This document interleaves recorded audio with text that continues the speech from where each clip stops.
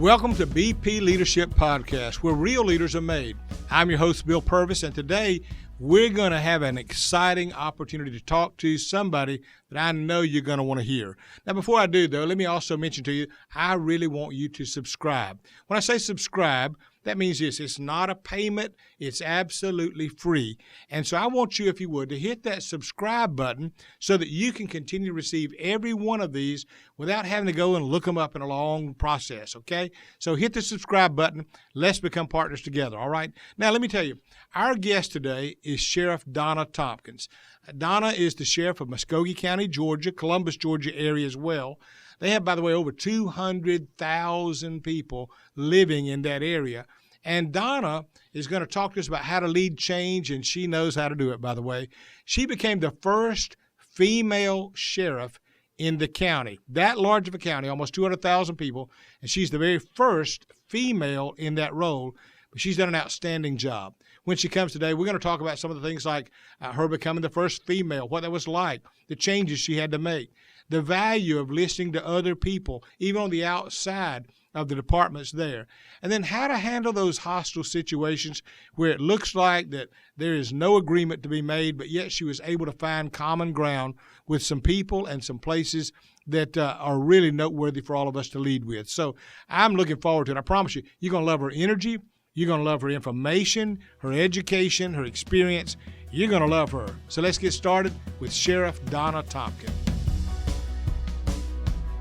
Where did it all begin, your journey to becoming sheriff? Kind of take me back in time a little bit and explain what led up to you being who you are today. Great. Yeah. Okay, well, we got to go back to high school then. Okay. Back to high school. I took criminal justice classes at Baker High School, and a former police officer was a teacher, and he was teaching it. It was brand new. It's been a minute ago. Yeah. And so I got really interested in criminal justice. And so when I graduated from high school, I went to Columbus State and I applied for a scholarship for criminal justice. And at that time, that scholarship was managed by Jim Wetherington, Gene Hodge, Terry Norris, and maybe Archie Rainey. I'm not sure if he was in there, but I think so.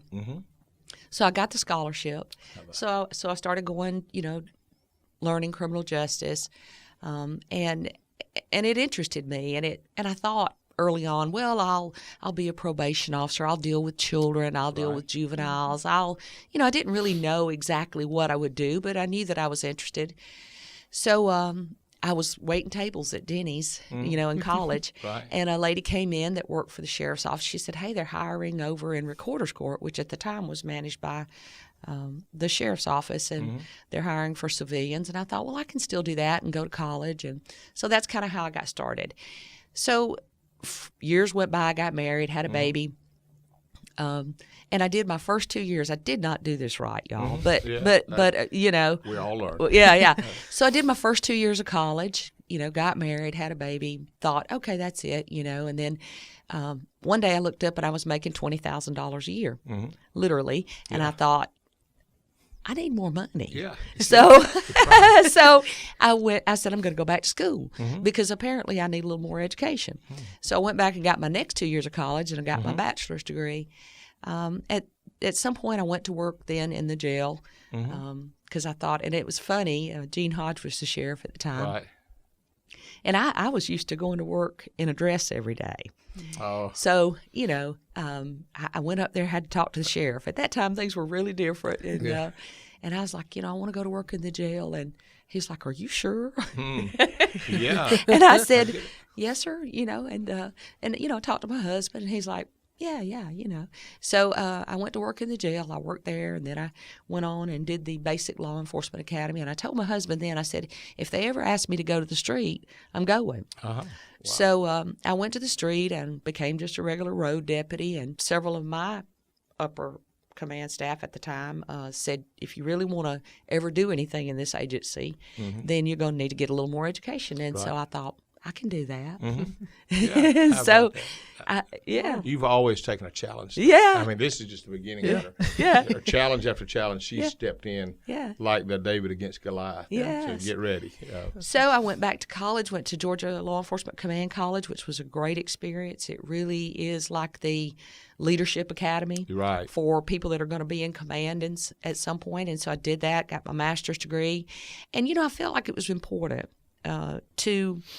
you don't really appreciate that until you've done it. I was talking to some people the other day about me. I always want to know, hey, what are the rules? Right. Because if I know what the rules are, I know I can do this or That's that. right. That's So, right. Yes. so I did all of that, and then I began to get promoted, and how far do you want me to go? So, Yeah. But that's kind of what started it, and I got promoted and sergeant, and then I went to the rank of lieutenant, and then I ended up back in the jail under the last administration, which I thought was a horrible thing.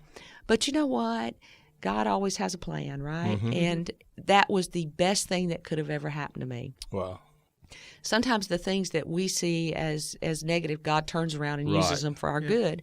So I learned so much, and I'm going to tell you one of the things that I learned that was really important was the love for the people. Yes. Yeah. That was it. That was what began to stir in my heart, and I felt like the Lord was saying to me, you be faithful over a few things, and then I'll make you ruler over many things. That's right. And so I really had to get my attitude right.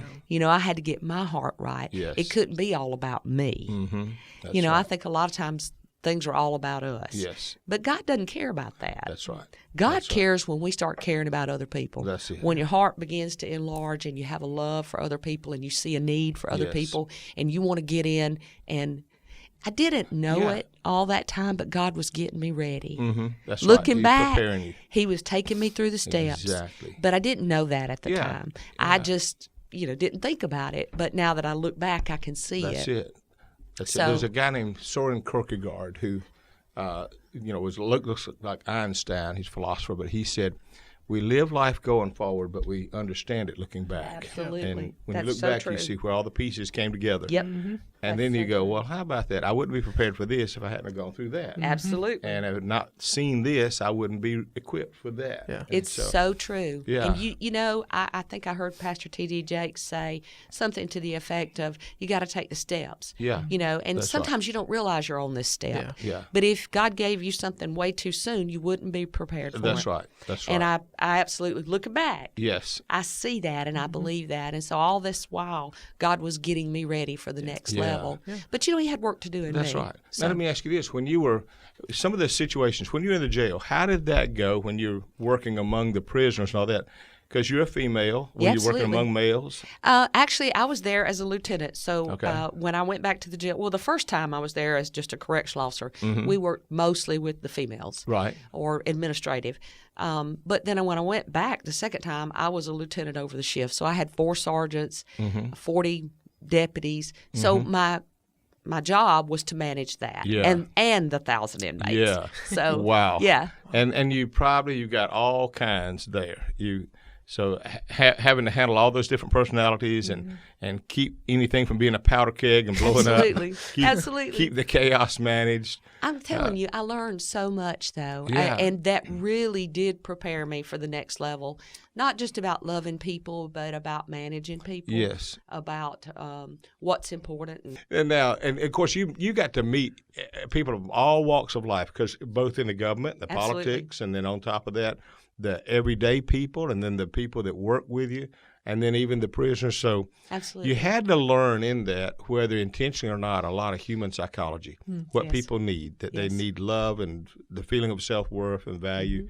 And so you probably had to learn that with everybody. And Yes, and another really important lesson that I learned along the way, especially when it comes to dealing with people that work for you, inmates as well, you have to still hold people accountable. yeah, You absolutely do. And at the end of the day, they actually appreciate it from Right. you. That's right. If they know what the standard is, yeah, if they know what it is that you expect, yeah. then they feel more comfortable. Yeah. That's So- true. That's true. And in your role, the way I was taught was this: someone wrote it on the back of a napkin one time to be a great leader, and we were eating at a barbecue restaurant. I'll never forget. And I said, I can't get them to do what I'm asking them to do. I'm asking, I'm begging, I'm pleading, Yeah. I'm threatening. Yeah. And he took a napkin and wrote on the side of it. He wrote the 2 words: authority and accountability. He said, you don't have authority unless you hold them accountable. That's He correct. said, otherwise it's just what you wish, but they're not going to do it. That's right. And he said, authority and accountability go hand in hand. Once they're accountable, then you've established your authority. That's correct. And I thought, okay, And that's tough, but you Yeah. have to do it. Yeah. And when people know where you stand on certain issues, Yeah. and the standard is set, then they know. And this Yeah. is just a funny side note. Mhm. Everyone that I interview to hire in the jail, I tell them the same thing, and that way I know I've told it to everyone. I Right. said, you're going to get the speech, and here's the speech. Yeah. In law enforcement, in corrections, all we have is our integrity. Mm-hmm. And when you lose it, it's gone. You can't get it That's back. Right. That's right. So I fire liars. Yeah. Wow. Just How about know what- that's yeah, the truth. That's right. 90% of the time, whatever you did would be a slap on the hand. Yes. But if you start lying, Yeah. you've your lost your trust is integrity. gone. Your trust is gone. And you cannot.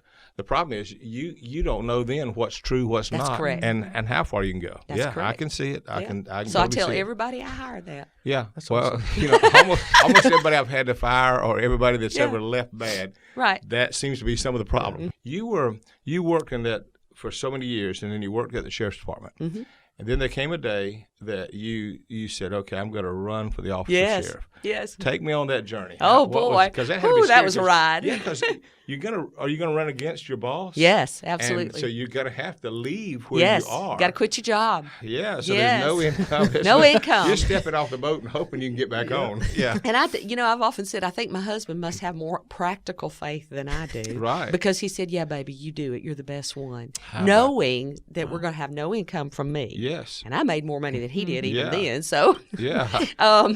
but he said, "Do it," and I was like, I'd prayed about it for a long Mm-hmm. time, and I kept saying, "Well, God, somebody's got to run for sheriff. Yeah. God, somebody's Yeah. going to have to do this. We've got to fix so many things," and blah blah blah blah blah. And I prayed and I journaled about it, and one day it was like God just said, He didn't say it right away. Yeah. It wasn't like right that minute, but one day it was like, "You're going, you do Wow. it," and Yeah. trust me, I was like, "Really? Sure. sure." Yeah. And I said, but, and That's- they teach you to do a SWOT analysis, Mhm. right? Okay, Yep. your strengths, your weaknesses, weaknesses. your opportunities, and your threats. And I sat down and put all that on a piece of paper, and it was like, well, here's what I know. Right. This is my right. education and learning, but I also know what I'm hearing. Yeah. Yeah. I know what I'm hearing. So God, how am I going to pay the rent for the next 9 months Yeah. once I quit my job?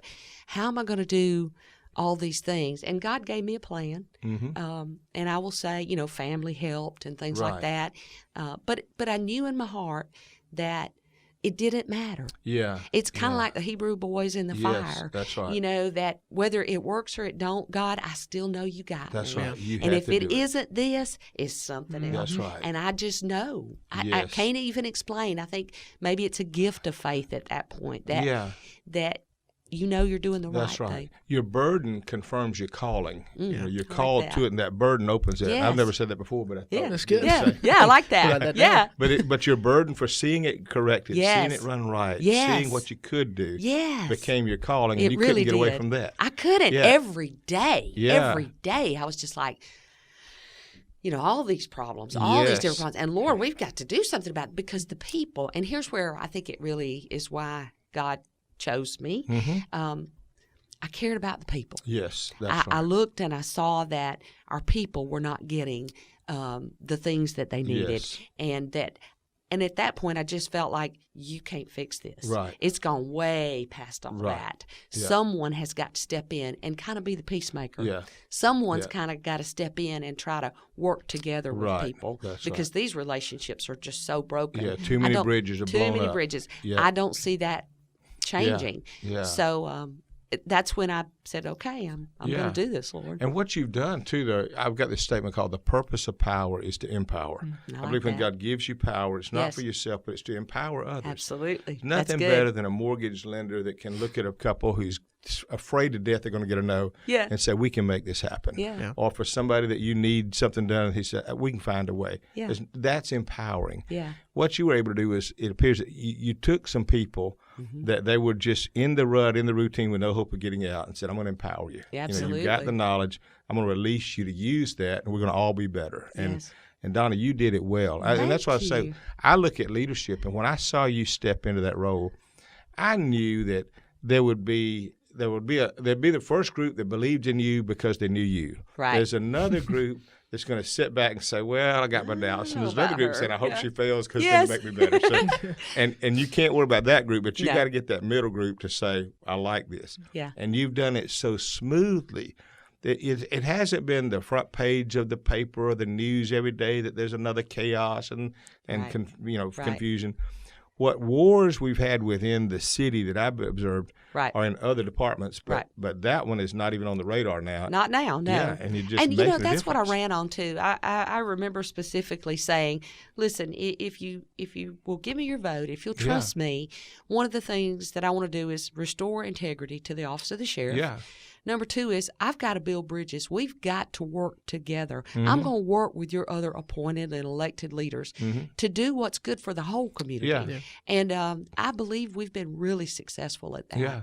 And really when you successful. got elected, now you were the first female in the state of Georgia. Well, right? no, I was I'm actually the third in the whole state ever. Okay. All right. There was one in Fulton County. There is one in Jackson County. Okay. And then I was the third. You're the first one here, though. I'm the first one in Muskogee. How for sure. about that? Yeah. You broke through the glass. I there. did. You I shattered did. that. I did. I love it. Now, do you have weekly staff meetings or daily I meetings? hate staff meetings. Yeah. I'm going to tell you the truth. I want to hear I it. despise meetings. I'm with you. I'm with you. I understand. One of the things we did that was unique and fun, and we've kept this one up, we do a quarterly where we all go off-site and spend the day. And now I try to have a command staff meeting, if you will, at least once every 2 weeks where we spend time at the office going over everything. But these have changed everything. Yeah. Email, phone calls, we are in constant communication. So if something's up, we may meet, me and you, or me and you and the chief, or whoever, or whatever.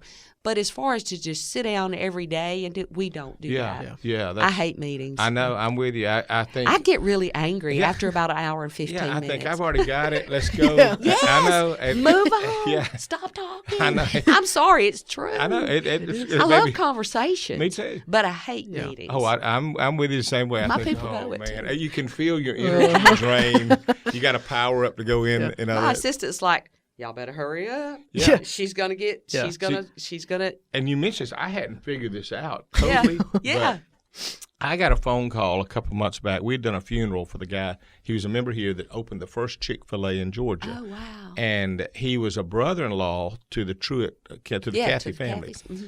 And I got a phone call from Dan Cathy, of all things, and he wanted to call and thank me for, the ministry we provided for his relative and all that. And then he said, and at the funeral today, everything was wonderful. So in the conversation, he brought up something I thought was interesting. I said, we got to do it.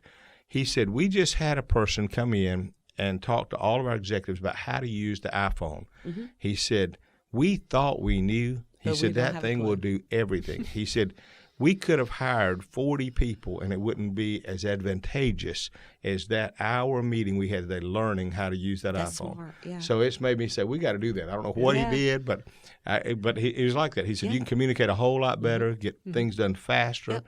And he said, everything is more fluid than having to drop everything, go sit down, sit around a table and meet. Yeah. And it changes so much, too. It's it getting to where if you don't keep up with it, you're really going to be left behind because you've got to know the latest things and the newest stuff that's out there. The technology, for sure. Yeah. Now, the longer you're in that job, let me ask you this.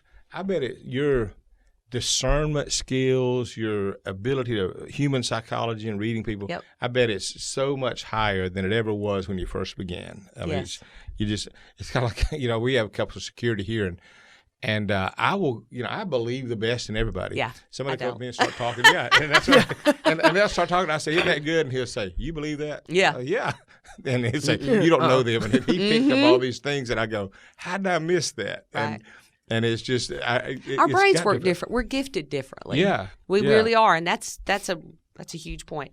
And another reason, like I love the Lord because He will show you new things all the time. Yeah, and God prepares you to do what your job is, right? Your assignment. So we're different. Yeah. We're cut different, and we have a different discernment than other people do. Yeah, and we're you the need sheepdogs. That's right. Yeah, we're the sheepdogs. That's right. Yeah. You're like Stone Cold Steve Austin. He says, Stone Cold, don't trust nobody. That's right. That's what I keep telling. Love everybody, but don't trust nobody. Exactly. And it's smart. So that's much smart. My wife and I have that kind of relationship in that she takes people at a distance, and you earn your way in to the full circle. Yeah.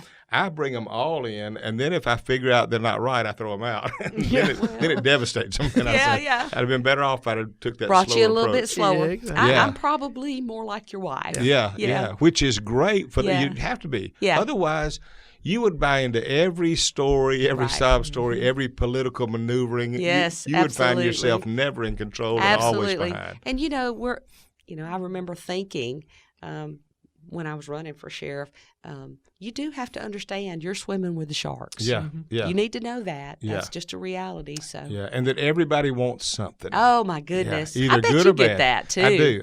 I had a business guy one time that taught me that. He said, "Bill, everybody wants something." He said, "It doesn't have to be bad. They may want something good. They may want you to help them, but he said everybody wants something." They do. And he said, "Your phone isn't ringing for no reason." No.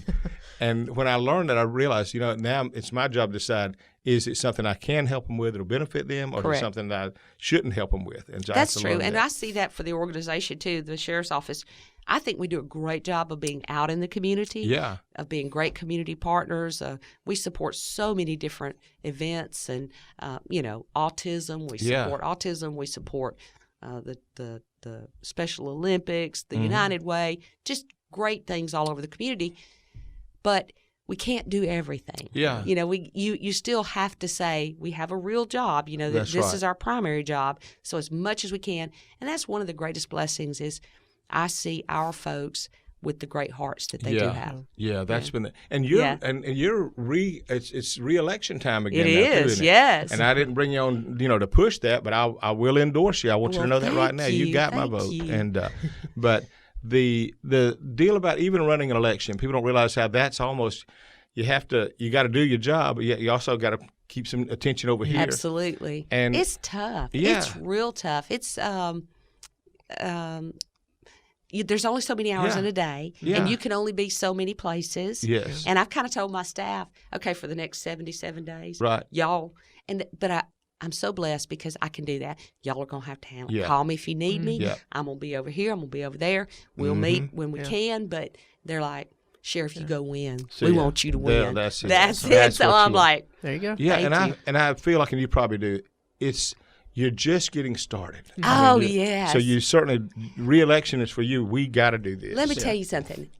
Like I said, God talks to you all the time. Yeah. You just got to be listening. Yeah. When I was running, or right when I'd won, I think, God took me to the book of Nehemiah. Mm-hmm. And he laid out some leadership principles for me. Yep.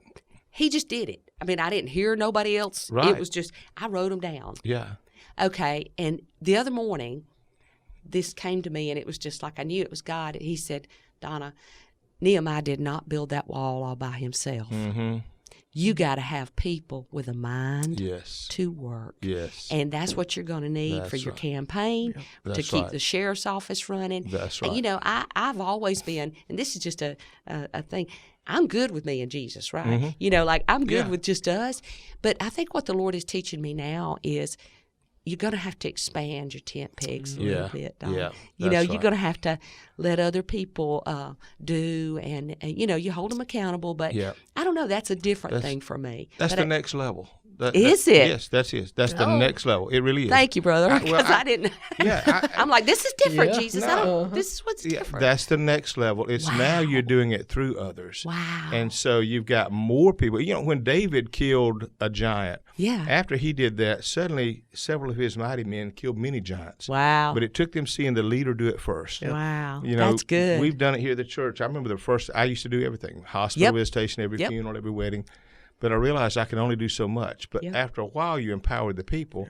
Now it runs, and I always tell them, look, I know it's better. I know it's run right when I'm gone, and it's still doing better. Yeah. Correct. And that's what you're seeing. You're hitting that level. Well, thank you. I'm serious. That confirms something to me, because I'm like, this is not the norms, but I get it. I hear you, Lord. I'm going to have to figure out how to walk in that now. That's right. You don't want to control the growth now. What you want to do is just guide it and navigate it. Okay. If it starts getting out of bounds or off track, you can call it back in and say, folks, And what's going to drive you is your values. Yep. So here's our values. So we all on board there. So y'all paddle away, run away, do all you can do.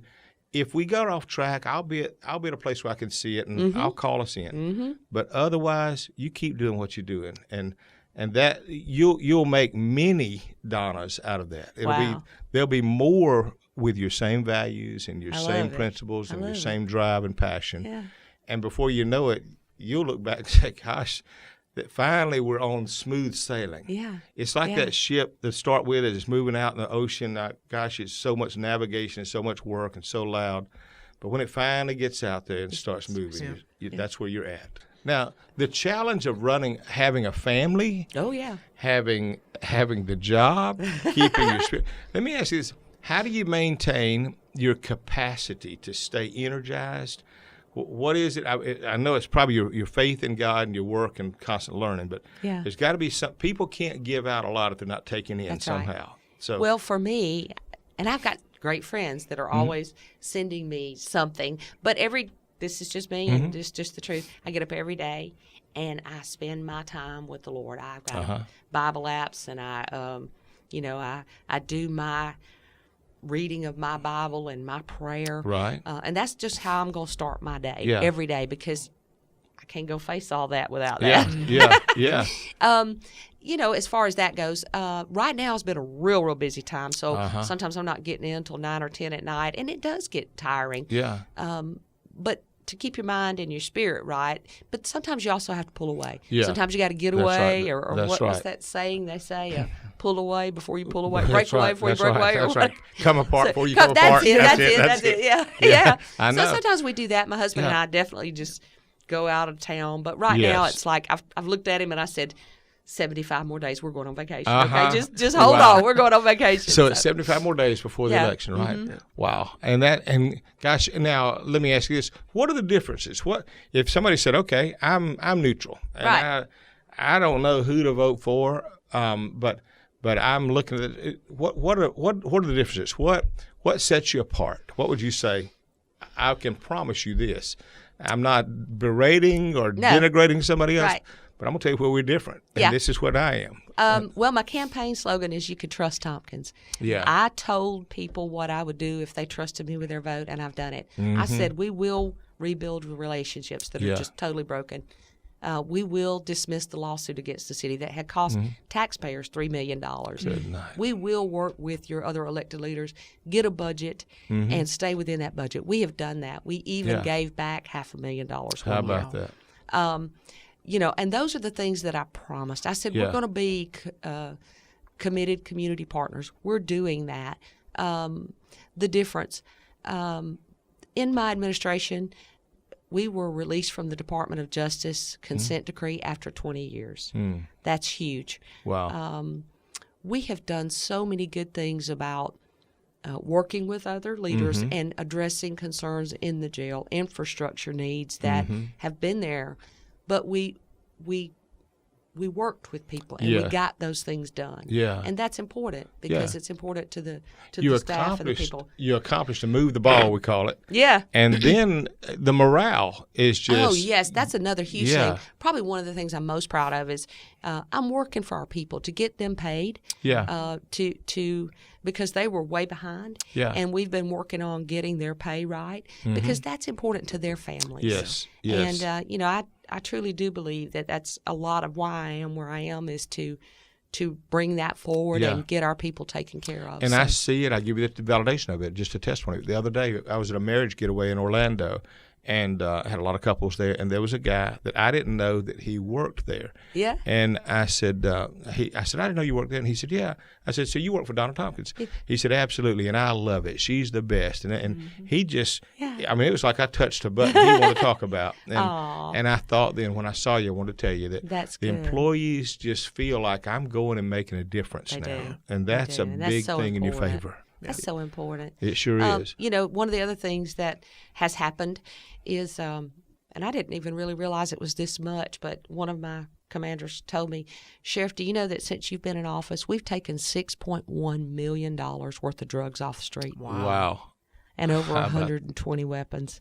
Yeah. And I just kind of was shocked by that. I said, I knew it was good. Yeah, that's I didn't know it was that good. That's right. Yeah. That's right. He just smiled, and I said, well, surely we've done these things in the past. He said, we have, but not like this. How about that? Yeah. That's those are the things that when you've got a proven record, it makes people want to say, I want to stay behind this and see how far it goes. Right. Yeah. And that's a huge thing. Yeah. And there's a young generation like Hunter and his generation that they need a safe city. Yeah, they're going to raise. He's going to be married and they're going to have children one day. And the bigger picture that what you're doing is providing a place for him to raise his family and his children.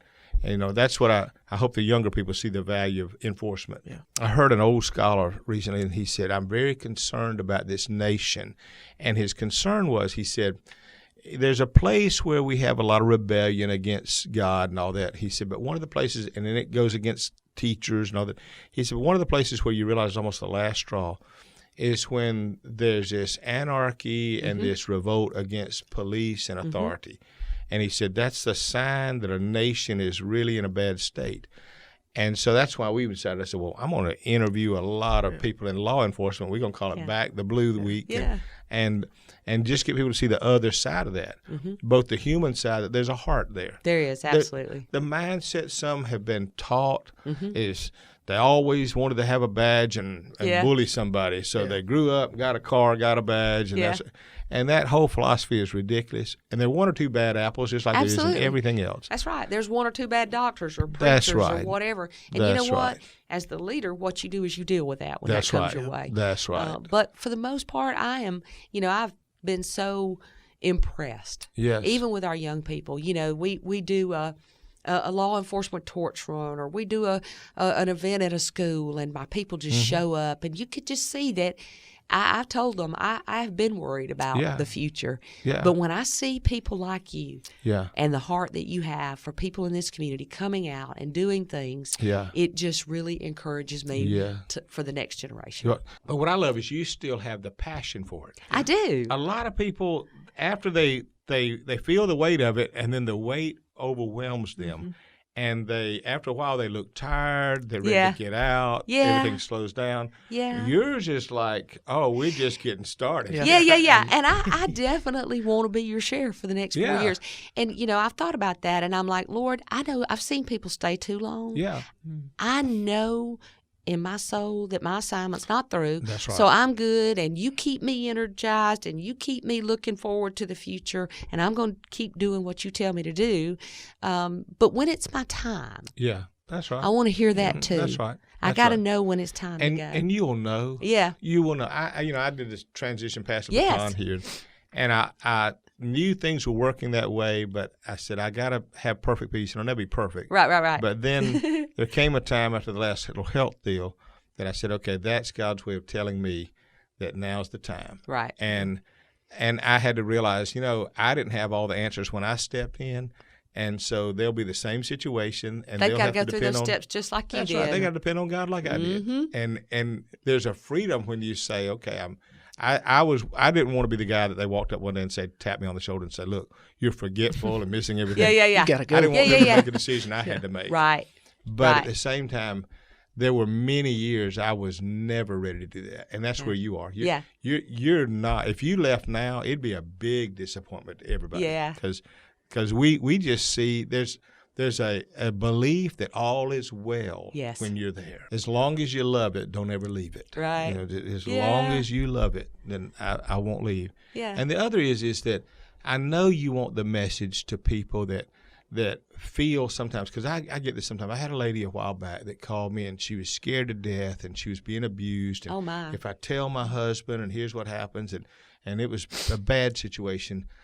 And I couldn't help but think, after getting her help, how many other people are afraid to pick up that phone and call the sheriff's department or call the police department, because in their mind they're thinking, what if it doesn't work out right, or what if they ignore me, or what if they don't care, and then I'm back in this situation. Right. And I believe the best thing you can give, and I would say this to people, call them. If you ever feel threatened or in danger, pick up that phone and call. It's a lot worse if you don't. Oh, yes. Yeah. And it doesn't go away if they don't. Right. And I think the biggest fear I keep hearing from people is is I know I should have called the police, I should have called, but, and I'm thinking, then that's what then you're there for. Yeah, absolutely. And your heart shows you're willing to help. Absolutely.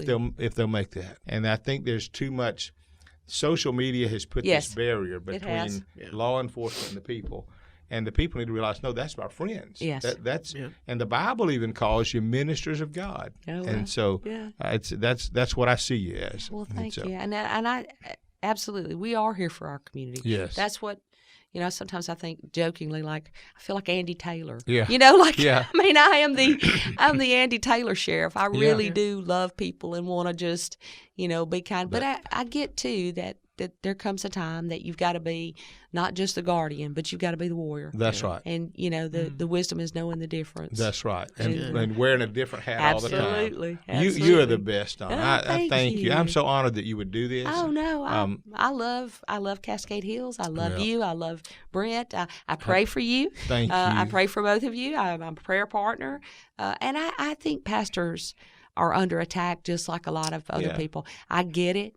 Because I get it from me, that your family, if the devil can't get to you, he'll get to somebody close to you. So, and I get it that a lot of pastors, especially if you really are preaching the Word of God. Oh, yeah.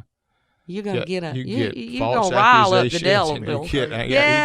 And with all of that, the biggest thing I found is the same thing you have to do with leadership is put the blinders on. Mm-hmm. You can't put out everything else, but put blinders on and don't lose your race. Go after your goal and your race. That's right. And as you do that, and I think a lot of people in life, they let too many other voices decide their direction. And you got to say, I know what I'm called to do, what I'm supposed to do. That's right. And if I'm not supposed to do it, or if he's not going, God will stop it. He will. I'm going to keep doing what I can do wide open. Right. And I'm going to let that voice be mine. That's right. That is so true. Yeah. That is so true. And that's what got you so far in life where you are. Yes. So you want to keep on that. But I think that God, He also has a time and a season for your life. Yes. He doesn't call, it wasn't my time until it was my time. That's right. And all the time before that, He was getting me ready for that. That's right. So that's an encouragement to people too, is if you're in a spot that you're not there yet, just know that God's still working on you. He's working it out for you. Learn all you can. Learn where yes, absolutely. Yeah. Don't despise the journey. That's right. Don't despise the journey because God's taking you somewhere. All right, well, I hope you enjoyed Bill's conversation with Sheriff Donna Tompkins, and you do not want to miss his next podcast.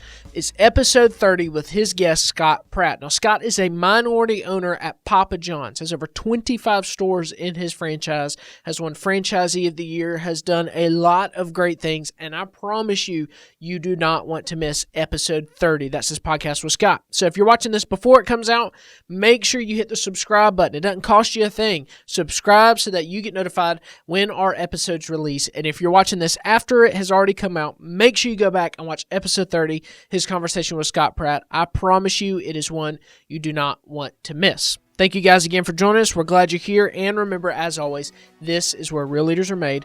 We'll see y'all next time.